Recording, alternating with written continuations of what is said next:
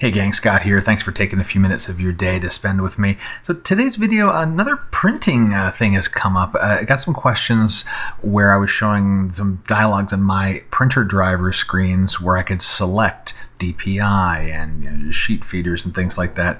And folks are going, I don't see those, why don't I?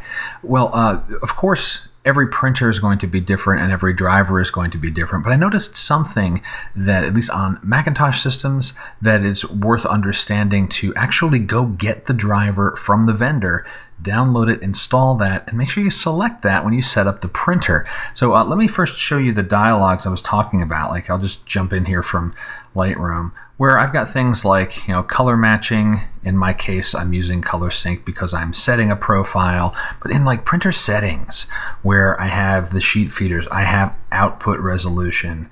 If I'm doing any advanced color setting with my color managed printer, if I were to do that, but also some other advanced media control, or if you're using thick paper, you can adjust the sizes and thickness tolerances for paper. All of that's in my print dialog. But the key thing is I'm using the driver from Epson, not just some standard driver.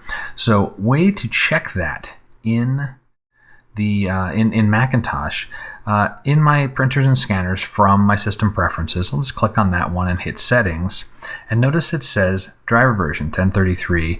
That is the driver I downloaded from Epson. Now, when I set up the printer, let's go back in here. Let's say I was going to add this printer a second time.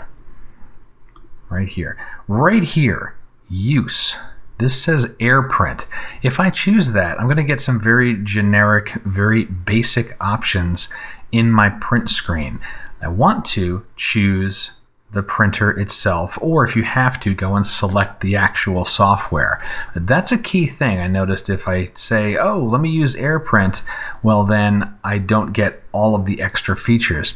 And something else happens a little later, where there's this pop-up that can happen at some point in the future saying, hey, we noticed this printer is using such and such a driver. Would you like us to, quote unquote, upgrade it for you so that it's future compatible?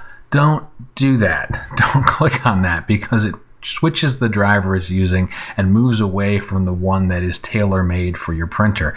Now, maybe for some basic, inkjet printers, I've got other ones of those around the studio, maybe it doesn't matter as much. But when you do get to that, purpose built, this is a photo printer and this is what it's going to do, I advocate getting that driver specifically for your printer, making sure your system is using it, and then you'll have all those options available to you. So I hope that helps out. Hope that demystifies things a little bit. You got questions about photography? Drop them in the comments below, or you can send me a message through my website if you prefer to keep it private. Until next time, my name's Scott Davenport. Have fun.